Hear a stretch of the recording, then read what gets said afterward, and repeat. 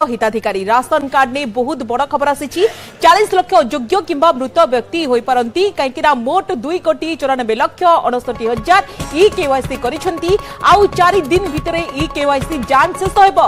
जोगाण मंत्री कहिसेंती ए बड़ सूचना दैछंती कहीं समय नाही आउ 4 दिन ने सरिबो ई केवाईसी जांच। जोगाण मंत्री कृष्ण पात्र कहिसेंती आहुरी 40 लाख रु अधिक करिनाती ई केवाईसी अपडेट एमानक भितर अछंती अनेक अयोग्य व्यक्ति अनेक मृत व्यक्ति मध्ये अछंती एवं बड़ मंत्री बारंबार गणमाध्यम कहते ये केवाईसी आपड़ जदि अपडेट करूना तेरे आपण को राशन सामग्री मिलबनी। एथिपाई सरकार देखा कि अनेक समय दौरान ये राशन कार्ड को नहीं बड़ खबर सामना को आसी मोट 2,94,68,000 ई केवाईसी करिसेंती राज्य बाहर 1,30,000 ई केवाईसी करिसेंती। कौन कहते मंत्री कृष्ण चंद्र पात्र आसंतु सुनिबा।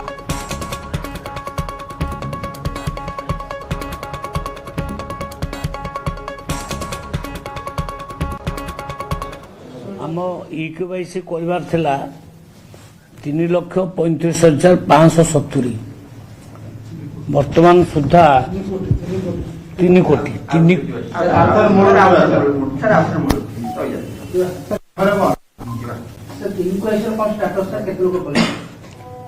ई केवाईसी स्टाटस होची टोटाल बेनिफिशियरी होची 3,35,570 किंतु आ भितरु 2,94,68,886 कंप्लीट हो सारी इक्वेसी। बर्तमान बाहर राज्य इक्वेसी 1,30,026 जनकर बाहर राज्यर जो मैंने काम करिया लोक तांकर भी इक्वेसी सरला। बर्तमान परसेंटेज ऑफ इक्वेसी देखला बेलू 88% इक्वेसी सरीगला।